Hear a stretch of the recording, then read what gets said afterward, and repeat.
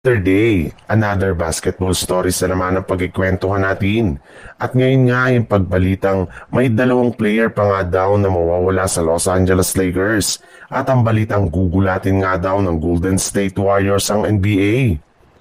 Kagaya nga ng napag-usapan natin, napaka-consistent na nga po ng performance ngayon ni DeAndre Ayton. At damang-dama na nga ng Lakers ang kanyang impact pagdating sa kanilang opensa at depensa. Kaya hindi na nga sila nahihirapan pa na makipagsabayin sa mga team na mayroong matatangkad na players. Maliban rin dyan, halos lahat rin naman nga ng kanilang mga kamatch up sa kanilang mga nakalipas na laban ay na-outplayed nito kagaya na lang ni Rudy Gobert ng Minnesota Timberwolves, Jaren Jackson Jr. ng Memphis Grizzlies, Domantas Sabonis ng Sacramento Kings, Donovan Keegan ng Portland Trail Blazers, Victor Wembanyama ng San Antonio Spurs at maging si Giannis Antetokounmpo mula sa Milwaukee Bucks.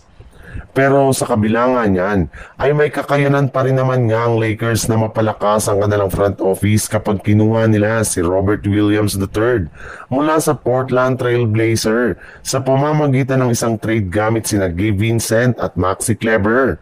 Yes, itong dalawa nga ang posibleng i-trade pa ng Lakers ngayong season para lamang mapalakas ang kanilang lineup.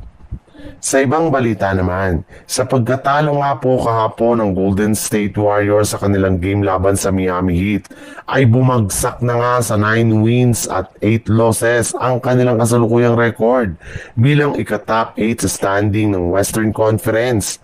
Hindi pa rin naman nga maganda ang kalagayan ngayon ng kanilang team since meron silang hawak na 2-game losing streak at kahit anumang oras nga ay pwede silang malaglag sa ibaba ng standings. Pero ayon rin naman nga sa ilang mga analyst, hindi rin naman nga nakapagtataka bakit nag-i-struggle ngayon ng Warriors since sila nga ang may pinakamahirap na schedule na simula ng regular season sa haba ng kanilang road trip.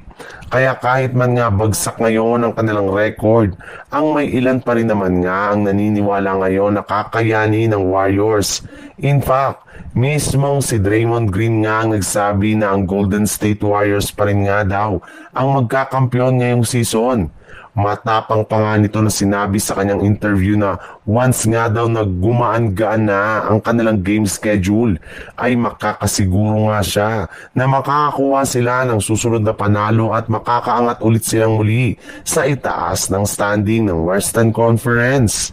Alam nga po ninyo na hindi na ganong kabata ang lineup ngayon ng Warriors kaya hirap talaga ang kanilang mga players kapag sunod-sunod ang kanilang biyahe ngayong season.